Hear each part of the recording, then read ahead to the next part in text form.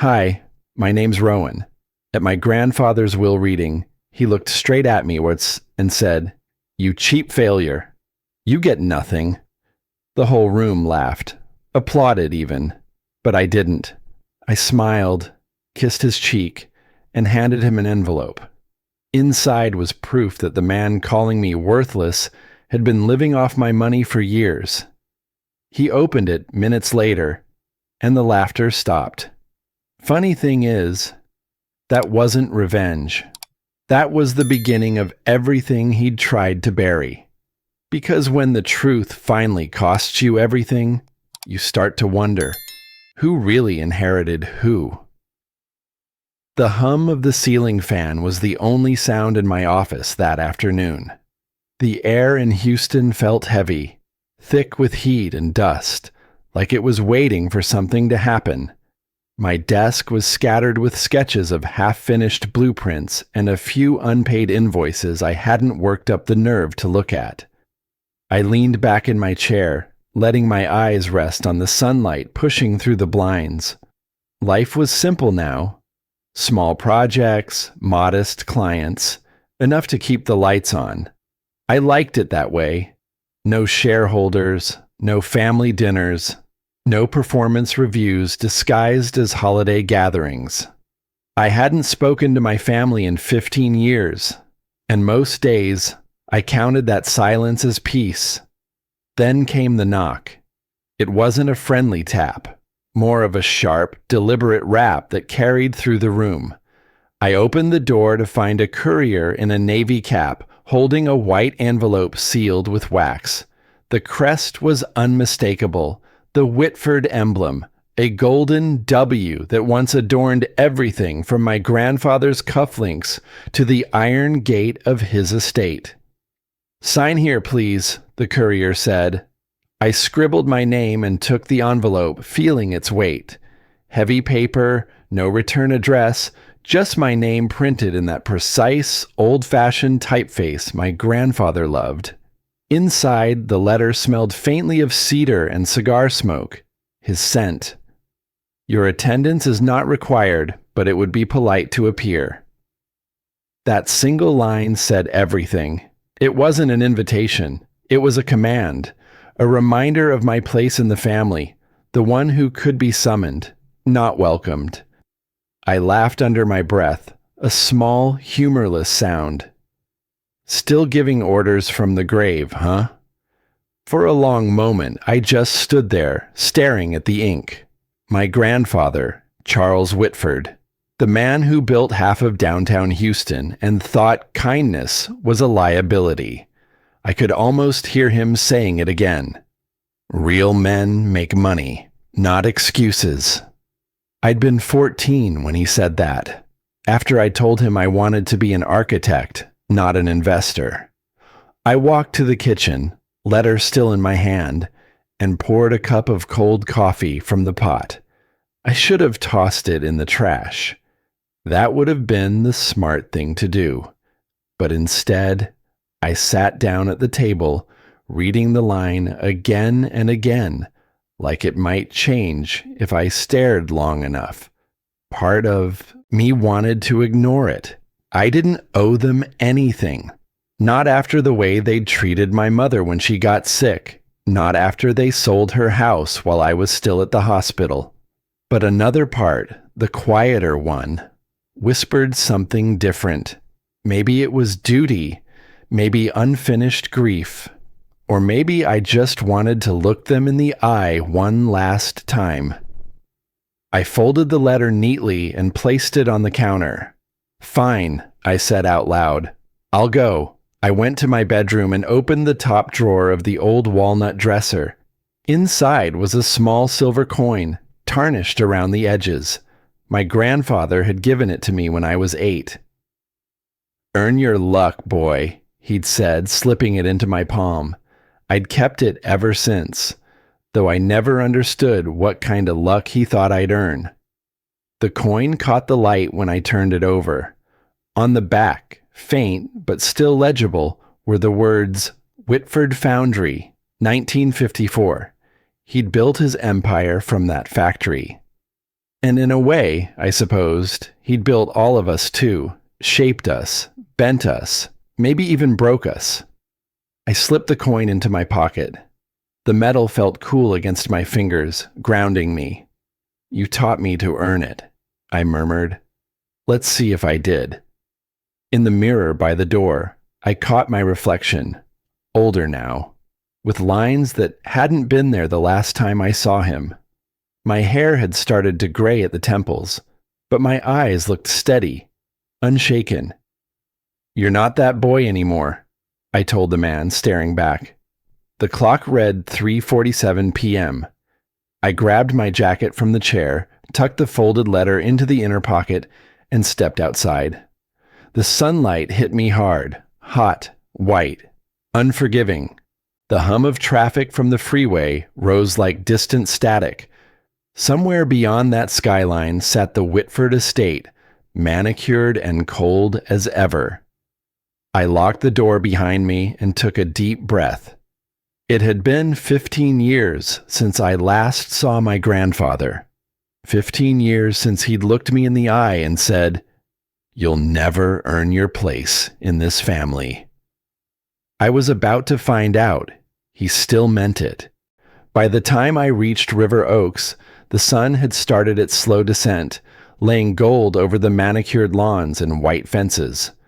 The Whitford mansion stood ahead, exactly as I remembered, proud, enormous, and soulless. The iron gates creaked open after the guard checked my name, though I could tell he didn't expect to see it on the list. I walked up the long stone path lined with roses so red they looked artificial. The scent was heavy in the air, too sweet, almost mocking. Funny how money always smells like flowers when it's not yours.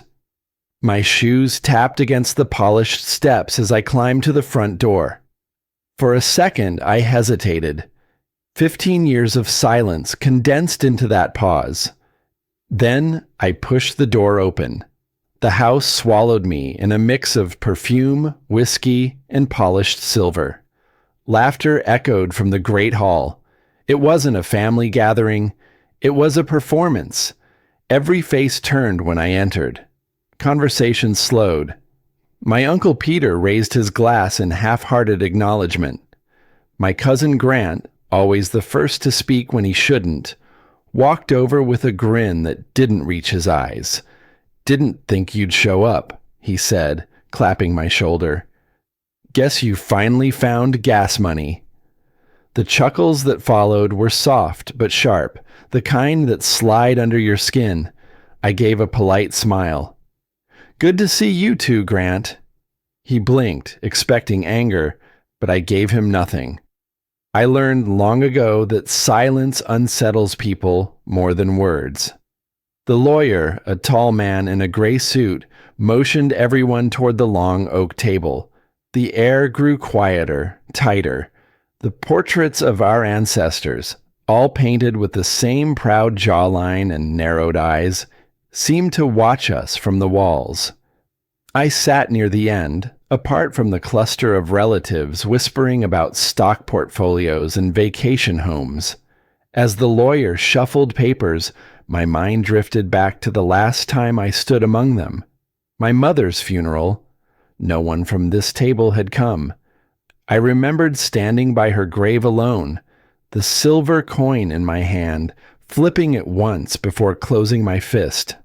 "Earn your luck," he'd said. I did, just not the way he wanted. The lawyer cleared his throat, pulling me back. "The estate of Mr. Charles Whitford will now be read." His voice was steady, rehearsed. One by one, the names rolled off. My aunts, uncles, cousins, all receiving gifts so lavish they could each buy a small island, a townhouse in Austin, a trust fund for a child not yet born, a collection of art from the 1940s, the room filled with polite gasps and satisfied smiles, and then silence. The lawyer hesitated before the final line. My grandfather leaned forward slightly. His cane rested across his knees, his gaze fixed on me like he'd been waiting for this moment. "You can skip that last part," he he said calmly. The lawyer looked uncertain. Sir, it concerns... I said skip it. The words hung there, cold and final. I turned toward me. He straightened, his voice louder now, each syllable deliberate. You cheap failure, you get nothing. The sound of laughter filled the room. Not cruel at first, just self-satisfied. A release of years of quiet resentment. Even the lawyer looked uncomfortable. I sat still. My chest tightened, but I didn't move. The instinct to defend myself flickered, then died. My mother's voice came back to me. Don't fight with people who enjoy it. So I didn't. Instead, I rose. The room went quiet. I walked slowly toward him. His smirk wavered just enough for me to notice. When I stopped beside his chair, I leaned down and kissed him gently on the cheek. His skin was cold, papery. Thank you for everything, sir, I said, my voice calm. You taught me more than you'll ever know. A murmur rippled through the crowd. My cousin Grant whispered something under his breath, but no one laughed now. I reached into my coat pocket and pulled out a small white envelope. It was thick, heavy, the kind of weight you could feel even through paper. I placed it on the table in front of my grandfather. The sound, soft but distinct, echoed through the silence. That's for you, I said. I don't need anything else. The lawyer frowned. My uncle's glass clinked against the table, but I didn't wait for questions. I turned and started walking toward the double doors. The marble floor reflected the chandelier light, each step of mine loud and deliberate. Behind me, whispers chased one another like nervous birds. As I reached the front door, I heard Grant mutter, "What the hell was that?" I didn't turn around. People cheer when they think they've seen you lose, but the truth doesn't care who claps. Outside, the air was cooler, softer. The sky had begun to dim, streaked with gold fading to gray. I could still hear faint laughter from inside. Thinner now, forced. Behind me, my grandfather tore open the envelope, and I swear the laughter stopped mid-breath. The laughter didn't follow me out of the house. It stayed behind those marble walls, trapped with the people who thought it meant victory. By the time I reached my truck, the air had shifted. The sky was pale and thin, and a few clouds drifted like smoke over the Houston skyline. I started the engine, but for a moment I didn't move. My hands rested on the steering wheel, steady at first, then trembling, just enough to feel it. It's strange how quiet it gets after everyone finishes clapping. I rolled down the window. The humid air hit my face, carrying the faint scent of the estate's roses. I didn't realize how hard I'd been holding my breath until I let it go. 15 years of silence, a lifetime of judgment, all wrapped in one moment of applause. I didn't feel proud. I didn't even feel angry. Just empty. The road from River Oaks to Midtown was familiar. The kind of drive you could do with your eyes closed. I passed the skyline I once dreamed of designing, the buildings my firm had contributed to in small, quiet ways. Nothing flashy, nothing that made the front page. That was fine by me. When I pulled into my apartment lot, the hum of the city felt almost kind. The building was old but clean. Red brick, narrow staircases, a flickering streetlight out front. Mrs. Fay, my neighbor from across the hall, was tending to her potted plants again. She looked up, squinting through her glasses. "You okay, sweetheart?" she asked. "You look like you've seen ghosts." I smiled faintly, locking the truck. "Just family, Mrs. Fay. That's close enough." She chuckled, shaking her head. "Lord help us all." Inside, my apartment was quiet, the way I liked it. One couch, a small bookshelf, a few framed photos. None of my family. I poured myself a glass of water and leaned on the counter. The hum of the refrigerator was the only sound. I could still hear the echo of my grandfather's voice. You cheap failure. You get nothing. He never did understand what I wanted. I walked to my desk where a stack of old papers sat in a neat pile. Among them was a copy of a document I hadn't looked at in years. A trust agreement under another name. 5 years ago, I'd sold my small architectural software company. Nobody in the family had asked about it. They didn't care. But that deal changed everything. $6.8 million. Half went into a scholarship program under my grandfather's name, the Whitford Youth Architecture Fund. Anonymous, of course. The rest went into community rebuilding projects around Houston, places the family never set foot in. And then, when my grandfather's health started to decline, I found out the truth. His medical bills were piling up. His insurance lapsed after a bad investment. The man who once mocked charity cases had become one. So I set up a quiet fund under the Keene Family Trust. Every hospital invoice, every medication, paid in full. He never knew. None of them did. That's what the envelope held. Proof that for the last 6 years, I'd been keeping him alive while he called me a failure. Pride? No. That wasn't it. Shame? Maybe. Mostly, I stayed silent because they wouldn't have believed me anyway. Sometimes silence is the only language people like them understand. I opened the kitchen drawer and pulled out the silver coin, the one he'd given me when I was a boy. I set it on the counter and spun it gently. The metal word caught the light and wobbled before falling flat with a dull click. "Earn your luck," I whispered. The words tasted bitter now. I gripped the edge of the counter and stared down at the coin. My voice broke into a whisper I didn't mean to say out loud. "I did, Grandpa. I earned it." I stood there for a while, no music, no TV, just the weight of quiet pressing in. Then I poured the rest of the water down the sink and sat by the window. The city outside glowed faintly. Neon signs, cars, distant laughter. My phone buzzed on the table. Unknown number.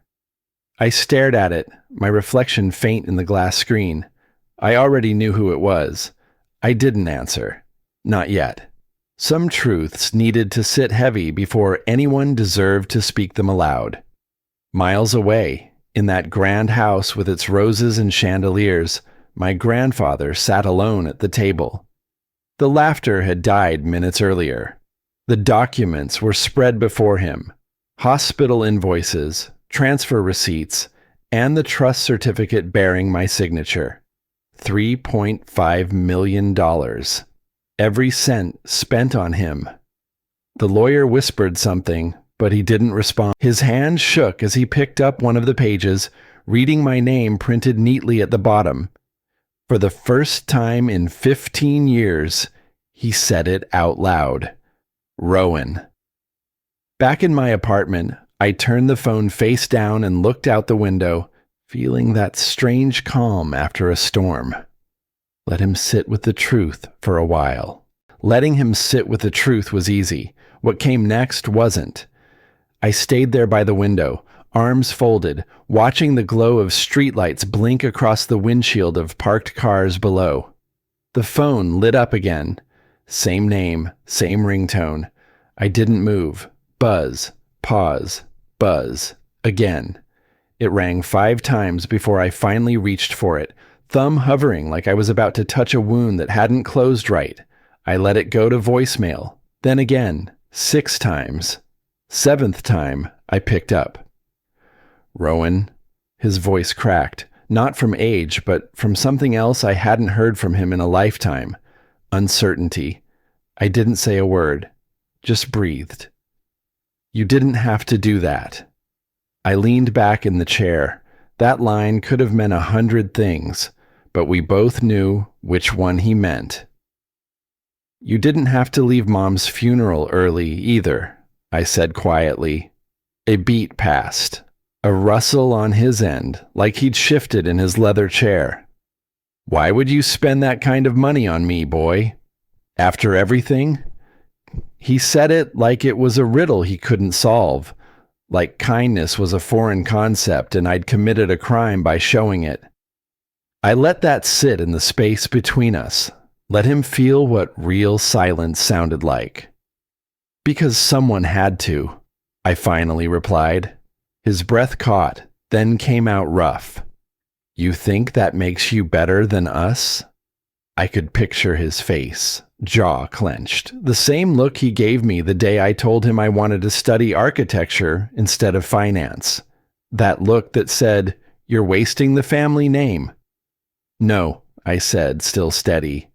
I think it means money doesn't define who we are. His tone sharpened. Then why give it to me? Because you needed it, and I didn't. There was a long pause on the other end, and this time it wasn't angry. It was something harder for a man like him, something close to humility, but not quite. The sound of a throne losing its shine. You're your mother's son, he said, almost a whisper. That hit deeper than all his insults combined. I turned to the desk, reached for the silver coin, and spun it like I had 100 times as a kid. It wobbled, danced in the lamplight, then, for the first time in my memory, landed upright. I stared at it.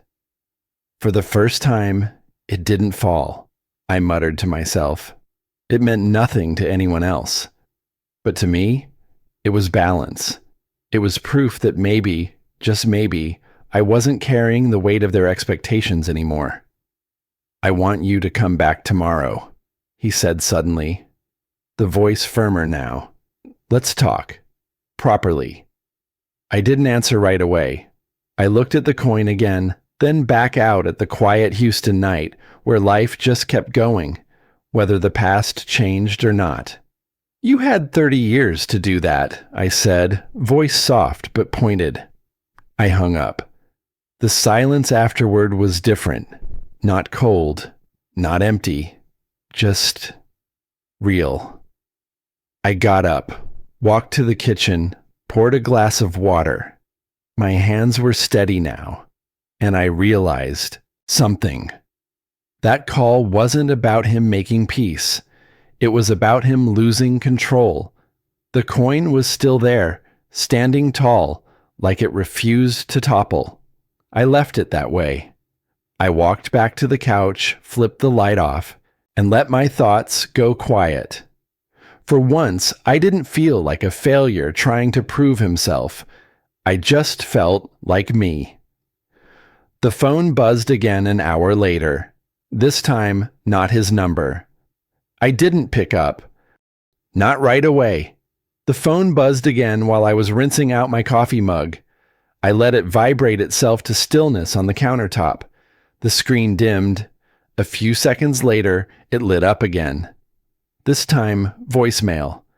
I dried my hands slowly, ignoring it. Only after I'd sat back down on the edge of the couch did I swipe to listen. I wasn't expecting what I heard. This is Andrew Klein, Mr. Whitford's attorney. Rowan, your grandfather had a stroke. He's stable, for now. He's been asking for you. I played it again, just to be sure I heard it right. He's asking for you. I stared at the floor. My coffee had gone cold, untouched. Funny. The first time he ever asked for me, it was when half his face couldn't move. By the time I arrived at Houston Methodist, the sun had clawed its way into the hazy sky. The air smelled like wet concrete and cheap sanitizer. I parked in the public lot. None of the family had bothered to leave a spot or even a message. Inside, the hospital buzzed with its usual quiet chaos. Nurses at computers, machines blinking, families whispering like secrets could be kept between beige walls. I spotted them near ICU. Grant was leaned against a wall, arms crossed, tie loose like he wanted people to know he was too important to wear it right. When he saw me, he smirked. Guess you bought your way back in after all. I didn't stop walking. The ICU nurse nodded as I approached. He's been calling for you. I stepped inside. The man in the bed didn't look like Charles Whitford. He looked like time had finally caught up with him and wasn't being gentle. His cheeks had sunken, and tubes traced their way from his arm to a machine that beeped rhythmically, like it was doing the work his heart couldn't manage alone. He was pale, fragile. For the first time in my life, I didn't see a patriarch or a tyrant. Just a man. Just my grandfather. But I couldn't speak. I stood there, rooted in place, one hand clenched in my coat pocket like it could hold me together. My eyes drifted to the foot of the bed. I remembered standing there once before, years ago, 16. My mother was lying in a bed just like this one. Same walls, same sterile smell. I'd cried then, quietly. No one stayed but me. He'd shown up halfway through the night, stood next to me, looked at her body and said, "Men don't cry. They rebuild." I never forgot that. Never forgave it either. Now, I whispered to myself, so soft even I barely heard it. I rebuilt everything you broke. His eyelids fluttered. His head turned slightly. "Rowan." His voice was a rasp, more breath than sound. I stepped closer. "You shouldn't have wasted your money on me," he said. I shook my head. It wasn't wasted. His eyes met mine, red, watery, maybe from pain or maybe just age. For a moment, the air between us changed. The room stopped humming.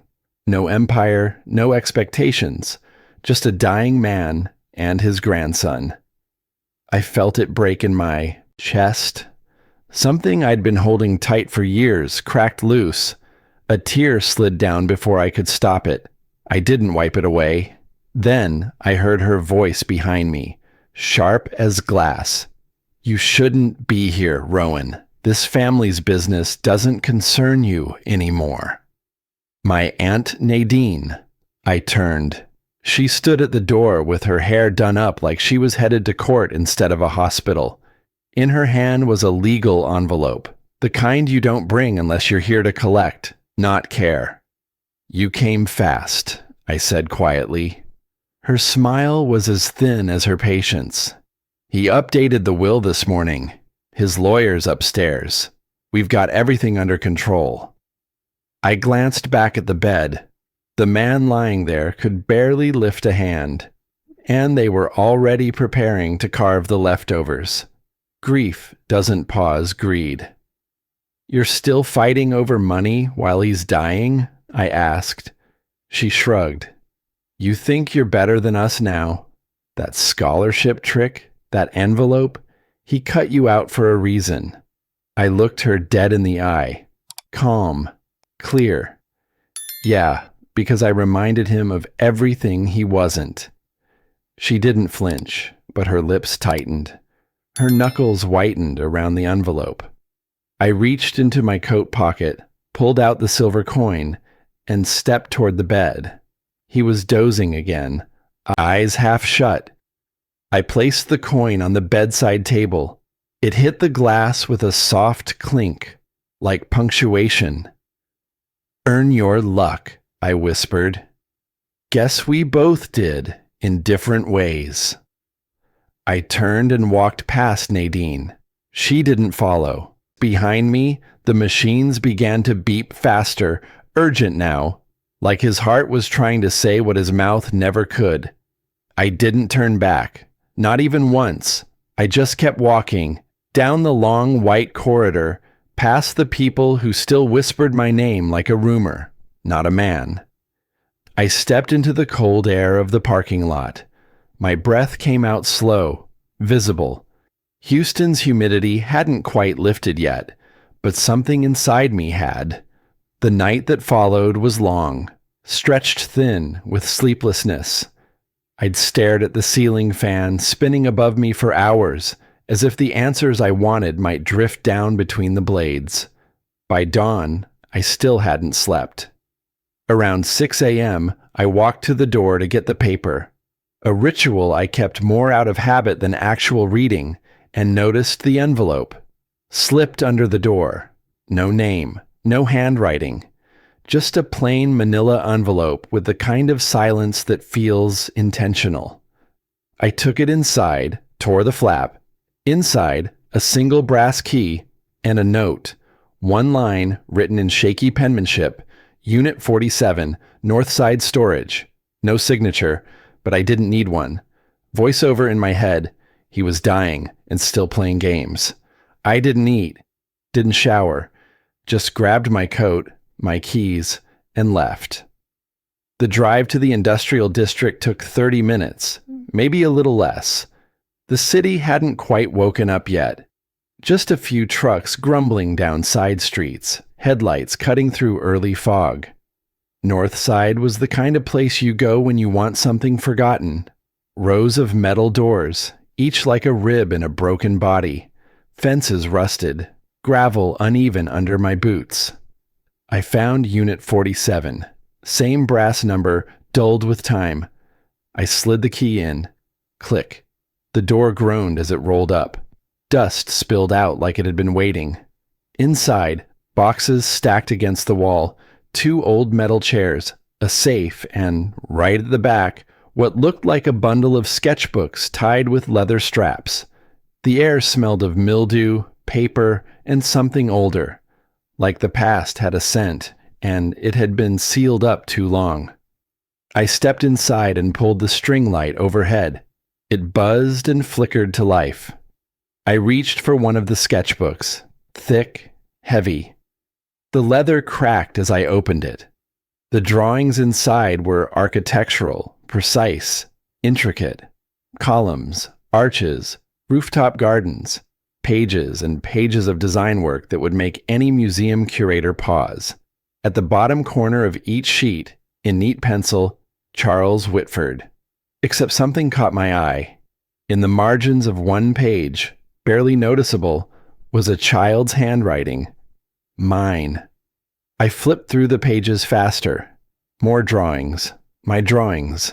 Sketches I remember doing when I was 8, 9, maybe 10. Trees growing through concrete. Spiral staircases made to look like vines. Concepts I'd shown him once, only to be told they were foolish. Childish nonsense, he'd called them. He told me to burn them, but he didn't. He took them, and here they were, redrawn, refined, but still mine in spirit. The very foundations of his late career resurgence, the projects that earned him awards, articles, magazine covers. He'd used them all, rebranded them as his own, stamped his name at the bottom, and let the world believe genius came late in life. I sat down hard on the concrete, one hand still holding the book. "You stole from me," I whispered, the words catching in my throat. "And you still called me a failure." No anger came. Just that quiet, bone-deep ache that sinks in when betrayal wears the face of someone you tried to love. Grief disguised as clarity. I don't know how long I sat there, maybe 10 minutes, maybe an hour. When I stood to leave, my knees cracked. I grabbed the sketchbooks, stuffed them into an old plastic crate near the safe, and turned to go.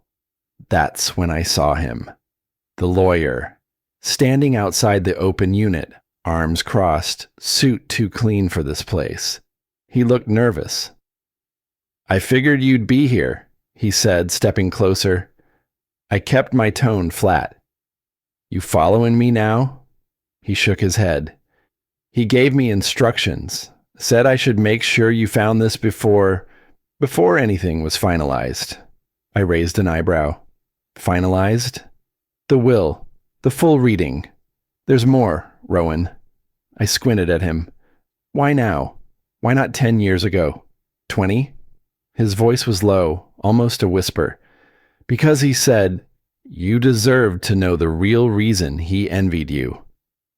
Back in the truck, I sat with the crate in the passenger seat.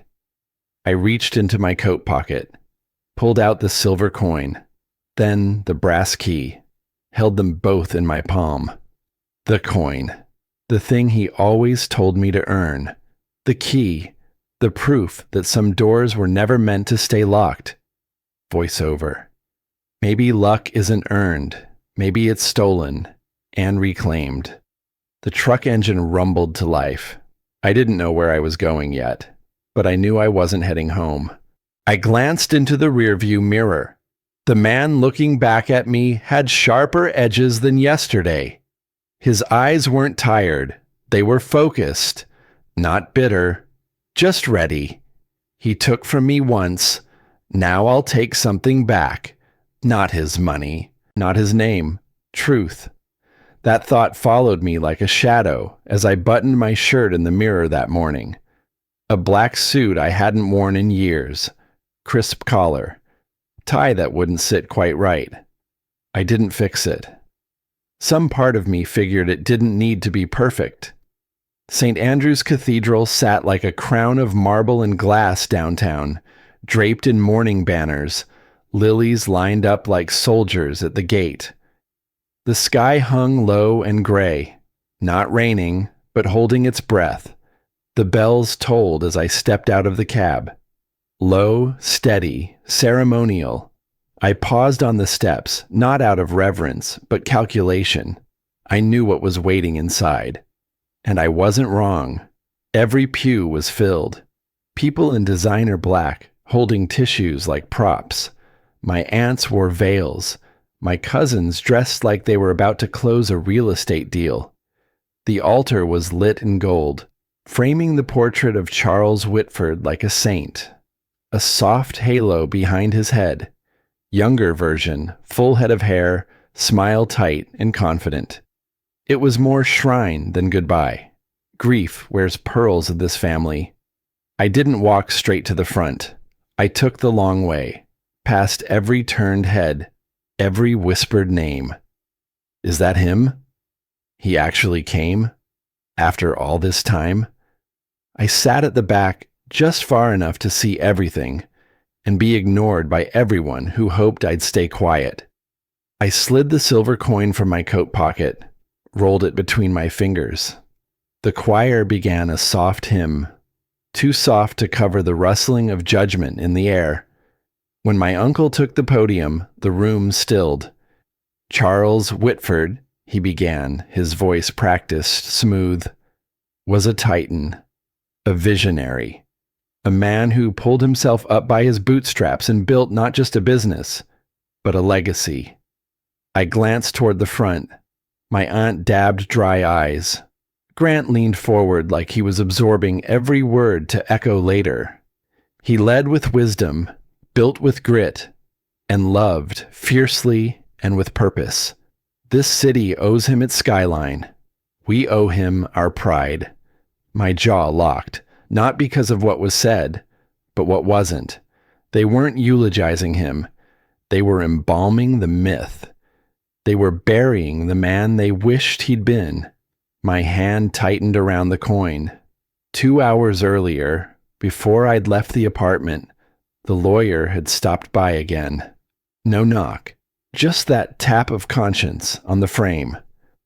"I wasn't going to give you this yet," he said, but he asked me to. He handed me another envelope. Inside, a USB drive and one line of writing, unmistakably Charles's hand.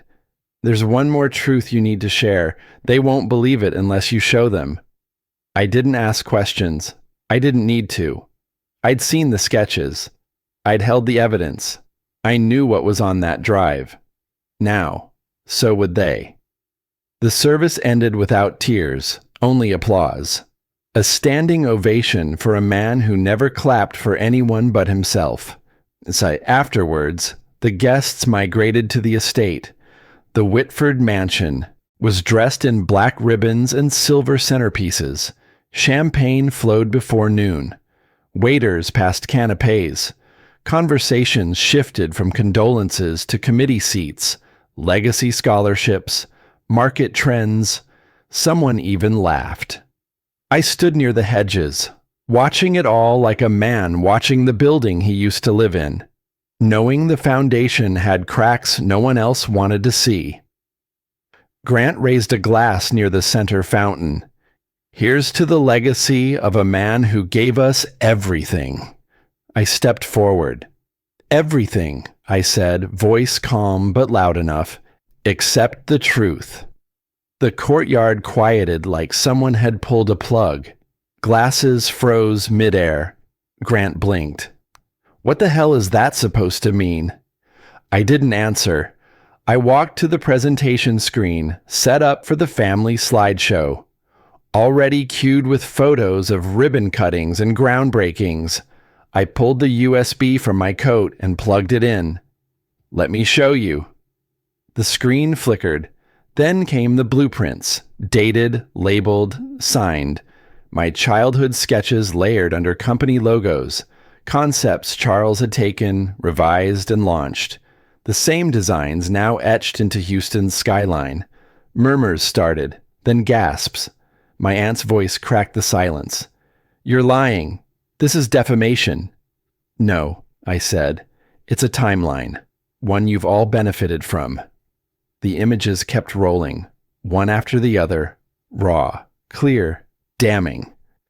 I showed him those drawings when I was 12, I continued. He told me they were garbage, told me to burn them. He didn't. He kept them, built a fortune off them, told the world they were his. A man in the back cleared his throat. I remember those, he said, Mr. Halpern, a retired partner. Saw them on his desk when I came in one morning. I asked about them. He said his grandson liked to draw. I thought it was odd he kept them. The balance shifted. All at once, the room cracked open, not with screams, but with something worse. Whispers. Doubt. Those who had clapped now turned to one another, recalculating legacies in real time. My aunt stepped forward, voice shrill. He made you. You were nothing without him. I looked at her, steady. No. He needed me to believe that.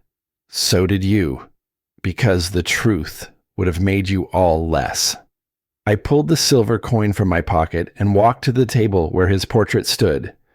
The same picture from the cathedral. I placed the coin gently at its base. You told me to earn my luck, I whispered. I did, and I gave it back. I turned and walked toward the gate. Behind me, voices rose, flared, broke. The screen blinked off. The illusion with it. Voiceover. He built an empire out of my silence. I just gave it back to the wind. As I stepped outside, thunder rolled across the sky. This time, the storm wasn't inside me. I didn't rush home from the funeral. I took the long way, drove down Westheimer with the windows half cracked, letting the city's noise bleed in. No music. Just the low hum of tires on asphalt, my knuckles tight on the wheel, and that strange emptiness where anger used to live. By the time I stepped into my apartment, the sky had turned the color of wet concrete. I didn't bother flipping on the lights. The silence was enough. I tossed my keys on the counter. The coin followed, spinning once before it stilled. Then the knock. It was nearly midnight, not a visitor's knock. Just one. A single flat rap. Business. I opened the door to a man in a courier's uniform. No words, just a clipboard and a padded envelope. Mr. Keene? I nodded. He handed me the package, turned, and disappeared down the hall. The envelope was small, plain, wax sealed. My name written in ink I recognized before I even checked the return address. Whitford Holdings, dated 2 days before his death. I stared at it for a long time. He never wrote letters. He gave orders. The seal broke clean. The letter inside was folded once, neat. There was something else tucked behind it, hard, metallic. But I didn't look yet. His handwriting was unsteady. Letters leaned where they never used to. Still, the tone was unmistakably him. If you're reading this, I'm gone, and I owe you the truth I never had the courage to say. I sat down slowly, the letter trembling in my hands before I even realized I was shaking. I took from you, I know that, the drawings, the silence, the chances to be honest. I buried your name so mine could rise. I told myself it was necessary because you were a threat, but not the kind I admitted. You built things I never could, not with steel and concrete, but with people, with loyalty, with meaning. I confused that for weakness. Truth is, I envied it. I envied you.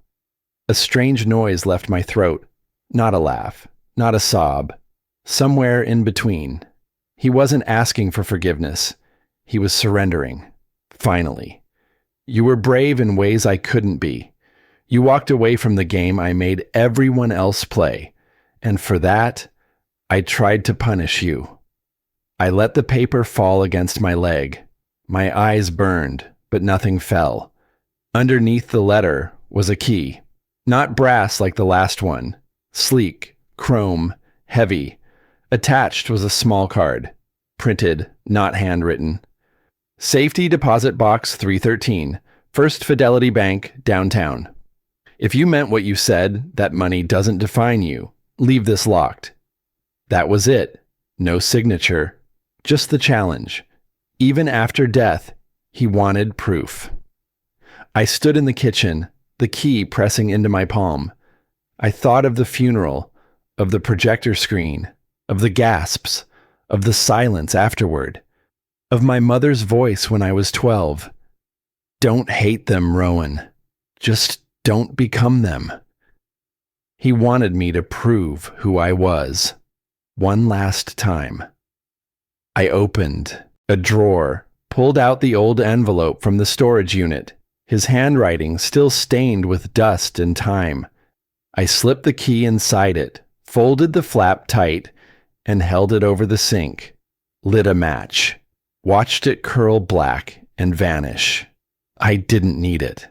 I'd already earned my inheritance, and it wasn't in a vault. The silver coin sat on the counter. I picked it up, held it at eye level. Let's see, I muttered and flipped it once more. Heads, of course. I placed it next to the scorched edge of the letter and stepped away. It didn't mean control anymore. It meant closure. Days passed. The press caught wind of what had happened at the funeral. Articles ran with headlines like, Whitford Legacy Under Fire After Grandson's Revelation. The architect who told the truth. I gave no interviews, turned down every request. But quietly, my nonprofit began receiving donations. Notes left unsigned, a few with short messages. Thank you for your honesty. Some empires are better rebuilt. He'd tried to write me out of the story. Instead, I'd written myself back in. Late that week, I drove out to the cemetery alone. It was early morning. The kind of gray Houston sky that promises rain but delivers silence. I walked past the polished headstones until I found his. Charles Whitford, 1929-2025. A Life of Design. I stood there for a long while. No speech, no grudge, just the quiet. Then, finally, I spoke. You taught me something worth keeping, I whispered. I took the silver coin from my pocket and placed it gently at the base of the stone, then turned to go. As I walked back toward the car, someone behind me said, soft but certain, he'd be proud of you, you know. I didn't recognize the voice, but for the first time, maybe I didn't need to. But for the first time, maybe I didn't need to. I didn't turn around to see who said it. I didn't have to. The voice wasn't what mattered. It was the stillness that followed. That deep, rare kind of quiet that settles not around you, but inside you, like a wound deciding it no longer needs to ache to be remembered. Weeks passed.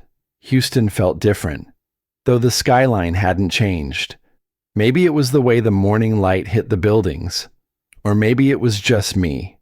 Lighter, not in body, but in burden. No more court dates, no more carefully phrased condolences from people who once laughed behind closed doors. No more lawyers walking circles around words that should have been said decades ago. I found myself in a small cafe off the edge of Memorial Park. Quiet, half full, good coffee. A place that didn't care who you were unless you were rude to the staff. I sat at the corner window, black coffee cooling in front of me, watching joggers blur past in morning light. For the first time in years, my phone hadn't buzzed since I woke up. Silence used to scare me. Now it sounds like peace. The barista, girl in her 20s, tattoos down one arm, came over with my check. "There's something someone left for you," she said with a curious smile. Didn't leave a name, just said you'd know. She placed a small cream-colored envelope on the table. Neat handwriting, embossed in the top corner, the Whitford crest. I hesitated a moment, then opened it. Inside was a single card, the same heavy stock my grandfather used for announcements.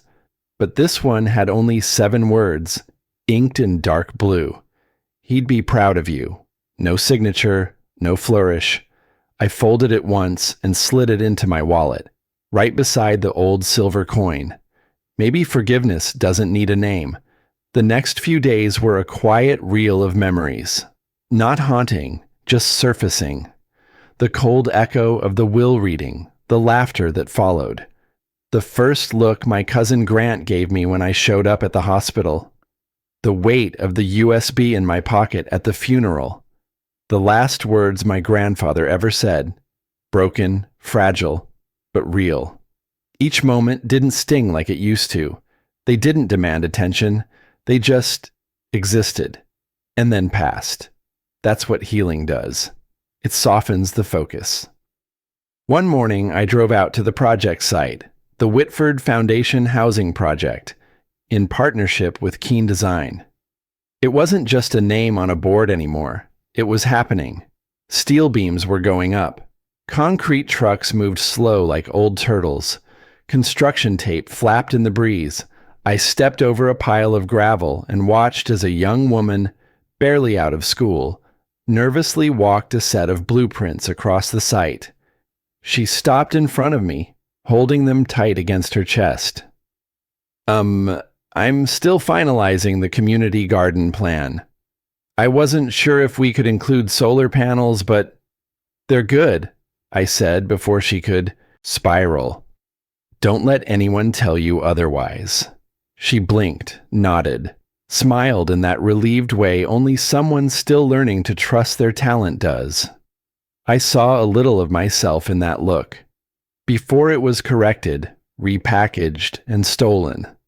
Later that afternoon, a reporter caught me just outside the site. "Mr. Keen, any comment about the Whitford investigation? Or your role in?" I held up a hand gently. "There's nothing left to expose," I said. "The truth already did the work." She didn't press. Justice doesn't always look like victory. Sometimes it looks like peace. That evening, the sky turned a soft gold. The kind that only lasts a few minutes before night takes over. I walked along the trail by the river near the park, the city quiet behind me. In my hand, the silver coin. It had followed me for years, from the mansion to the hospital, to the storage unit, to the funeral. A token, a test, a wait, now, a goodbye. "You told me to earn my luck," I whispered, turning the coin between my fingers. "Turns out I earned my peace." I flicked it into the water. It spun once in the air, caught the last bit of sunlight, and dropped with a soft splash. The ripples spread, slow and wide. then faded into nothing. Just water again. A week later, an email landed in my inbox from Grant. We hadn't spoken since the funeral. Not really. Subject: no more ghosts. Body: you were right. We all lost something chasing him. Attachment: a receipt. Donation made to the Whitford Foundation. I didn't reply. Didn't need to. Some things are better answered with silence. The last day of fall drifted in like an afterthought. I walked alone through the park, coat zipped, hands tucked into pockets, and thought about how strange it was to miss someone you didn't even like. I paused under the same old tree by the fountain, the branches mostly bare now. In my wallet, the note still sat beside the empty coin slot. He'd be proud of you. Maybe. But I wasn't doing this for him. Voice steady in my head now. He left me nothing. But somehow, that gave me everything. Freedom. Clarity. A name I could live with. I stepped forward, letting the sunlight warm my face. And for the first time in my life, I didn't feel like I had anything left to prove.